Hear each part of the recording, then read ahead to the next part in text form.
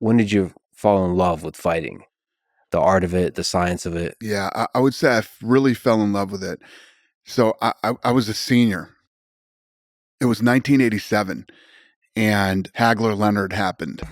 Yeah. And I watched that fight, and I taped it. And I watched that fight like a million times. I was a huge, huge Hagler fan. And I like Sugar Ray Leonard too, but I was a huge Hagler fan.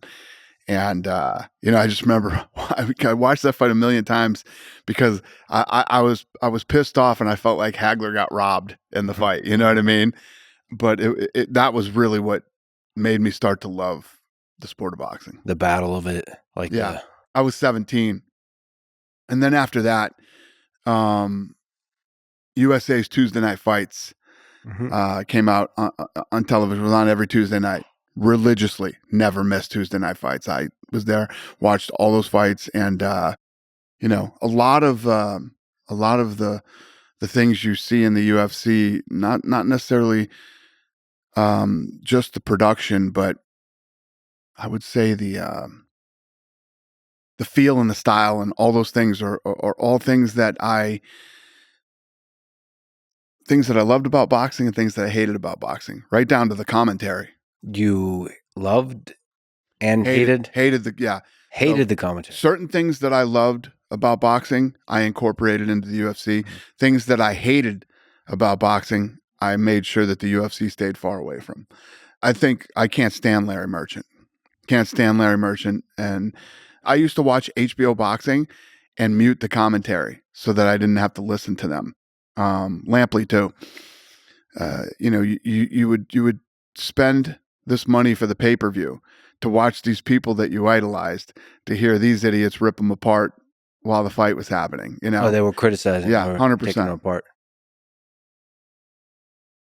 I've gotten used to the UFC, so I'm trying to remember looking back. It was bad. It was bad. It was really bad. But the sweet science, the art of boxing was beautiful still. Like the 100%. Stories they told. I want to do this with you right now. Hey, we bring your cell phone over here and pull up YouTube. I want to do this for you so that you can understand this and understand where I was coming from. For the commentary. At this point in time. I have all good memories. You're going to ruin it for me. Yeah, no, there are nothing but great memories about boxing. But the presentation and a lot of the things, but it's how fucking weird is it that I even cared about this shit at that point in my life and that time in my life? What impact could I possibly have on it? So think about Tyson and how much everybody loved Tyson at the time. And listen to this entrance. Of the former undisputed heavyweight champion. And here he comes, Mike Tyson. As he heads toward the same ring, he made his disgraceful exit in June of 97. Wow. The crowd. One of the baddest motherfucking walk-ins of all time, by the way. Right? Yeah. So what this guy should be doing, and this is one of the Albert brothers. Yeah. Shut the fuck up. Yeah. Stay out of the way. Yeah. Maybe build him up. Or that. Or don't say anything. Just let the fan. That's why we're watching. Yeah. That's why we paid our money. You don't need to say anything. Scary, imposing music. Will he be able to intimidate his opponent tonight? Will it even matter? I really thought there'd be more of an explosion by the crowd here, but very mixed. Even with the win tonight, no matter how one-sided, he will still have his detractors. Following the two fights with Holyfield, his stock plummeted. The pundits came down hard, feeling they were duped, that his knockouts were over second-rate fighters. Now the crowd erupts more as he gets into the ring. But it's certainly nothing overwhelming. What a dick. You're right. I don't remember that. You're right. Imagine right. You paid your money to watch Mike Tyson, and you got to listen to these fucking jerk-offs talk shit about him the whole way to the right. First of all, one of the coolest walk-ins ever. First time anybody had heard DMX, right? And that's right. He's walking into some scary, imposing music. Will it even matter? It's just all that kind of stuff. I literally used to analyze every ounce of the production that would happen on television.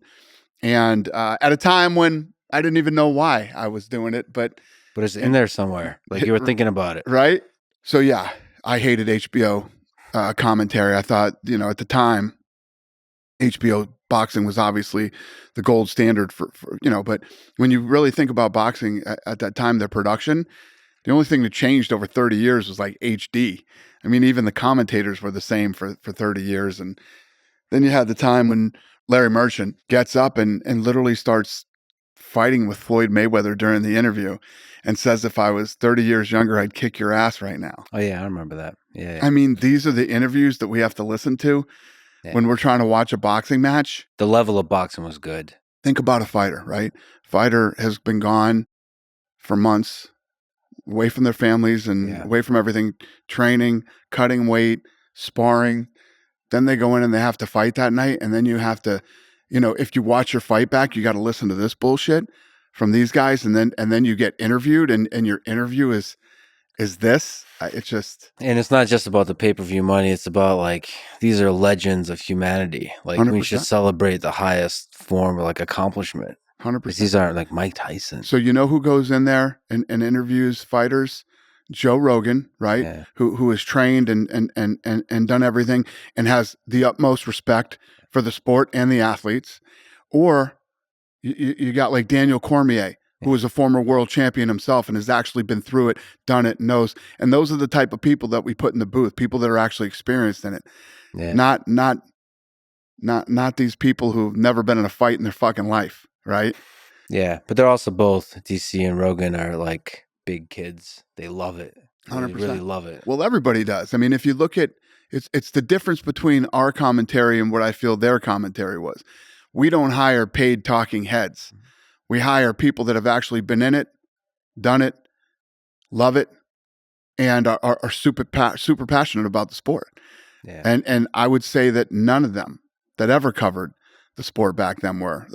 I don't know if that was Marv Albert or what Albert brother that was, but he sounded like he's a fan of the sport. Or anyway, you got me. You got me on this, and once I get on this, I lose my mind. Maybe we wouldn't have a UFC if they didn't fuck it up so bad for the Tyson. It would be different. Walkout. You're not wrong. You're not wrong. It would be different. There's no doubt about it. All those experiences growing up, being a boxing fan, helped create what the UFC is today. It's interesting because humans have been fighting for millennia. And it seems like with the UFC, the rate of innovation is just insane. In these last 3 decades, it seems like we've discovered how to do unarmed combat faster and better than at any time in human history. I agree with you 100%.